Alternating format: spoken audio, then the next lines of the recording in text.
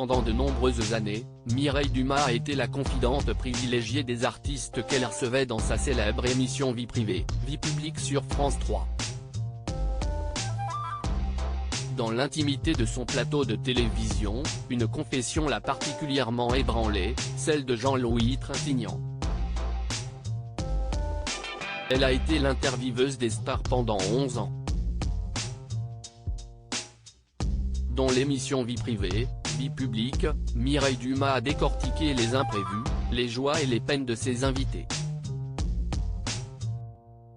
Des artistes que l'on a découverts sous un jour nouveau, en toute intimité. De son propre aveu, Mireille Dumas a toujours été curieuse de découvrir comment les célébrités se débrouillaient avec la vie.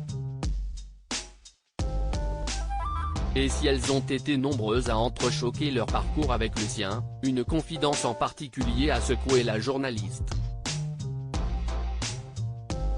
Mireille Dumas: nous étions au même niveau mes invités et moi si est en 2003 que la journaliste reçoit Jean-Louis Trintignant.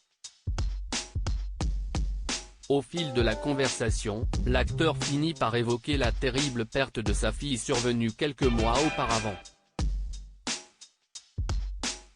Il m'a confié avoir d'abord pensé au suicide, a souligné Mireille Dumas. Dévasté, anéanti, Jean-Louis Trintignant a précisé: la mort de Marie fut la plus grande souffrance de ma vie.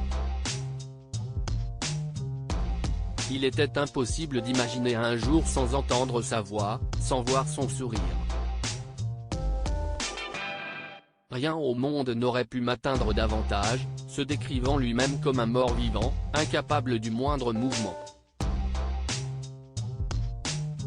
2 mois pratiquement sans ouvrir la bouche, sans émettre le moindre jugement.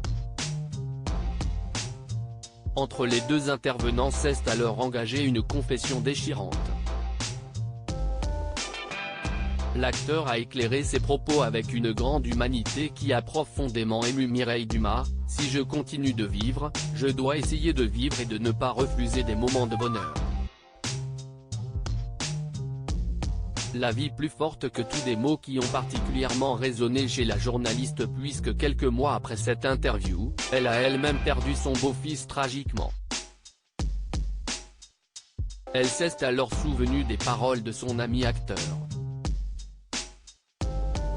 Il est très difficile d'accepter de survivre à la disparition de personnes jeunes, on se culpabilise, et les premières fois où l'on se surprend à rire, on s'en veut comme si c'était une trahison. Heureusement, la vie est plus forte que tout, a-t-elle expliqué.